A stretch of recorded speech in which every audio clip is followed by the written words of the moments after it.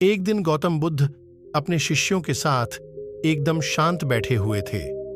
उन्हें इस प्रकार बैठे हुए देख शिष्य चिंतित हुए कि कहीं वह अस्वस्थ तो नहीं है। एक शिष्य ने उनसे पूछा कि आज वह मौन क्यों बैठे हैं, क्या शिष्यों से कोई गलती हो गई है? इसी बीच एक अन्य शिष्य ने पूछा कि क्या वह अस्वस्थ हैं? पर बुद्ध मौन रहे। तभी कुछ दूर खड़ा व्यक्ति जोर से चिल्लाया, आज मुझे सभा में बैठने की अनुमति क्यों नहीं दी गई है? बुद्ध आंखें बंद करके ध्यान मग्न हो गए। वह व्यक्ति फिर से चिल्लाया, मुझे प्रवेश की अनुमति क्यों नहीं मिली? इसी बीच एक उदार शिष्य ने उसका पक्ष लेते हुए कहा कि उसे सभा में आने की अनुमति प्रदान की जाए। बुद्ध ने आंखें खोलीं और बोले, नहीं, वह अछूत है, उसे आज्ञा नहीं दी जा सकती। यह सुनकर शिष्यों को बड़ा आश्चर्य हुआ। बुद्ध उनके मन का भाव समझ गए और बोले, हां, वह अछूत है। इस पर कई शिष्य बोले, हमारे आश्रम में जात पात का कोई भेद ही नहीं, फिर वह अछूत कैसे हो गया? तब बुद्ध ने समझाया, आज वह क्रोधित होकर आया है। क्रोध से जीवन की एकाग्रता भंग होती है। क्रोधी व्यक्ति प्राय मानसिक हिंसा कर बैठता है, इसलिए जब तक वह क्रोध में रहता है तब तक अछूत होता है। इसलिए उसे कुछ समय एकांत में खड़े रहना चाहिए। क्रोधित शिष्य भी बुद्ध की बातें सुन रहा था।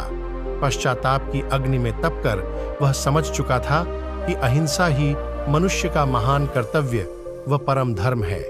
वह व्यक्ति बुद्ध के चरणों में पड़ गया और कभी क्रोध न करने का प्रण लिया। शिक्षा आशय यह है कि क्रोध के कारण व्यक्ति अनर्थ कर बैठता है और पश्चाताप उसे बाद में होता है, जिसका कोई लाभ नहीं मिलता। इसलिए हमें क्रोध नहीं करना चाहिए। असल मायने में क्रोधित व्यक्ति अछूत हो जाता है और उसे अकेला छोड़ देना चाहिए। क्रोध करने से तन, मन और धन तीनों की हानि होती है। क्रोध से ज्यादा हानिकारक कोई और वस्तु नहीं है। दोस्तों, क्रोध करने से हमारी बुद्धि का विनाश हो जाता है। हम क्रोध के वश में आकर कभी कभी ऐसा काम कर जाते हैं जिसके लिए हमें बाद में बहुत पछताना पड़ सकता है। हम अपने करीबी लोगों को ही बहुत कष्ट पहुंचाते हैं और न चाहते हुए भी ऐसी बातें बोल जाते हैं जो हम सोच भी नहीं सकते। क्रोध में व्यक्ति की सोचने समझने की क्षमता लुप्त हो जाती है और वह समाज की नजरों से गिर जाता है। क्रोध आने का प्रमुख कारण व्यक्तिगत या सामाजिक अवमानना है। उपेक्षित, तिरस्कृत और हेय समझे जाने वाले लोग अधिक क्रोध करते हैं। भगवान श्री कृष्ण के मुताबिक क्रोध सभी विपत्तियों की जड़ है। क्रोध से भ्रम पैदा होता है, भ्रम से बुद्धि खराब होती है और जब बुद्धि खराब होती है तो तर्क नष्ट हो जाता है।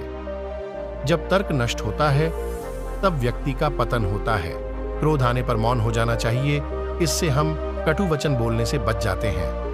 क्रोध को काबू करने के लिए हर रोज कुछ देर के लिए मेडिटेशन भी करना चाहिए। किसी भी भावना को जरूरत से ज्यादा जाहिर करना भी नुकसानदायक होता है। चुप रहें, जगह बदल लें, उल्टी गिनती गिने, संगीत सुने, नियमित रूप से ध्यान करना है।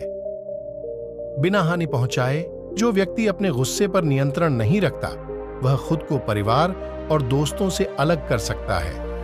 कुछ लोग जो गुस्से में आ जाते हैं उनका आत्मसम्मान कम होता है और वे अपने गुस्से का इस्तेमाल दूसरों को वश में करने और शक्तिशाली महसूस करने के तरीके के रूप में करते हैं।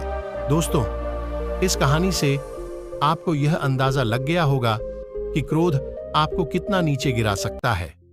हमारी ऐसी और कहानियों के लिए हमारे चैनल को सब्सक्राइब कीजिए। धन्यवाद।